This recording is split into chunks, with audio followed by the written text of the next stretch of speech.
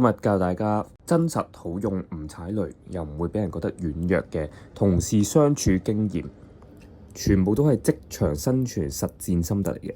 一共有8點，我會分3集去講。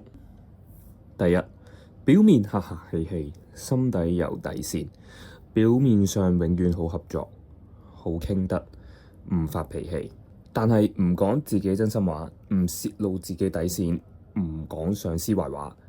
同事永遠係同事，唔係好兄弟。今日好傾，聽日可能會為利益反面。呢個係最基本、最安全嘅生存法則。第二，小事幫得就幫，大事絕對唔接。幫手傳個文件，幫手睇一眼，幫手應下電話，其實係可以嘅。但係接手佢未做完嘅工作，幫佢寫報告啊，幫佢頂責啊，絕對唔好嘅。你越隨便幫人哋，就越覺得你係應該咁樣做嘅。鍾意我呢條片嘅，記得追蹤我啊！我會持續教大家呢一方面嘅生存技巧嘅。歡迎你留言你哋嘅職場生存法啦！多謝咁多位，拜拜。